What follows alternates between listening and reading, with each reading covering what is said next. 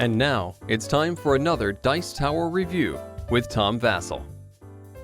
Hey folks, today we're taking a look at a game called Anaxi.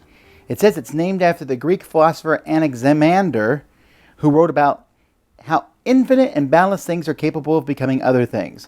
But it's also, they might as well call it the Venn game, because it's based on the Venn diagrams. This is a party-style game where, think of the categories thing, where you're going to be trying to write down answers that other people have not written down. Here you go.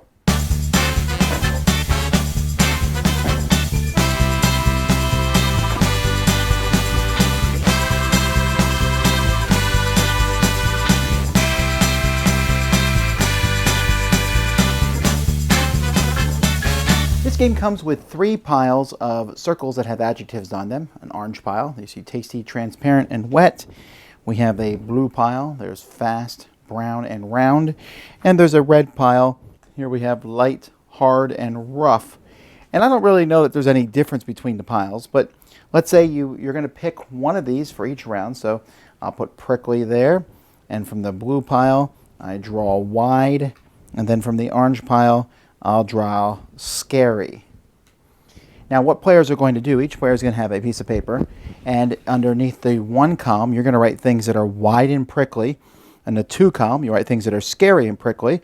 On the 3 columns you'll do things that are wide and scary. And in the 4th column you'll do things that are wide, prickly, and scary. Now you can write more answers down than just one if you want to. You can write, and you don't even have to write one, but you're going to write as many as you can. If someone else, at the end, you then show your answer. If someone else has written the same answer as you, those things are crossed off, and each unique answer is going to get you 1 point, but the answers in the category 4, which matches all 3, are going to get you 2 points. And people can challenge other people's answers and so on and so forth, and you're going to just basically keep playing, as each person's going to be the dealer, the person to pick the cards. And after 5 rounds, whoever has the most points is the winner of the game. Now, when I first read the rules of this game and explained it to other people, and we looked at it, and everyone thought, this game seems awfully familiar. Yes, that's because Anaxi has had the unfortunate timing to come out very similar to a time that Nitwit has come out. Nitwit has a very similar idea. The difference is being Nitwit was designed by a very famous designer, Matt Leacock, Pandemic, and it used thread, and you could basically build your own Venn diagram. This one here, the Venn diagram is built for you with 3 circles.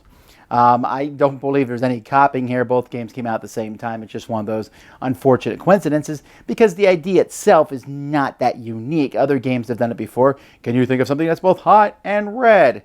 You know, it's not a new concept. I think the concept here is just using these circles. And I have to say, compared to Nitwit, I think I might like this one a little bit better just because of the ease of grabbing 3 circles and sticking them here. Nitwit was almost a little bit more convoluted compared to this simplicity. Now, I do think it's weird that they have these split into orange, blue, and red. Does that matter? Why can't I use 3 orange? I wondered why they have the different colors. I think maybe it's to look cool when you place it down, but I don't see how that matters. I think, for example, round, black, and slow, or blue, square, and small. Maybe the colors are all in one. That's possible. Yeah, it does look like they have all the colors in blue. But again, I don't know that would have been a huge deal. I think that would have given the game more variety. But as it is, this is like a pocket party game. It's easy to carry around. It's quick to set up. The box here is really too big, actually. It could have been done in even a smaller box. The only thing that takes up more space is the timer. You rubber band this timer and this and the score pad together, and it's a very easy portable game. There's nothing new here, like I said. It's kind of a similar concept, but it's a good concept, and it works well in the construct of this. You want to have people who sit there and try to think things over, who like the categories type thing. Now, I realize there's going to be arguing in these games. If I say, for example, something is dry and triangular, someone's going to argue to the death that the thing that they think is dry and triangular, like they'll say, maybe a piece of quesadilla is really dry if you get it from Taco Bell, blah, blah, blah. And so I'm like, oh, are you kidding? You're really stretching the definition. And there'll be this back and forth over and over. Or, and that's fine. You can have that, and some groups will like that and really kind of revel in it. Others won't be so keen on it. But I have to say I did like the presentation of this. I like clear things in general, and I like how these all fit on each other to make a nice cool looking Venn diagram. And it's small and portable and easy to play. So if you don't mind the arguing part, and you will occasionally get something together where you're like, I can't think of anything that even fits one of those adjectives, let alone all three of them. But despite that, it does work well, and that is, if I can pronounce it right, Anaxi, which again, I also don't think the name's really useful because it doesn't tell anyone about the game. It doesn't look like a party game really from the cover, but still, check it out. Small, fast, fun, light. Dice Tower Judgment, approved! Thanks so much for watching the Dice Tower videos. Find more great videos and reviews, as well as our top-rated audio podcast at Dicetower.com.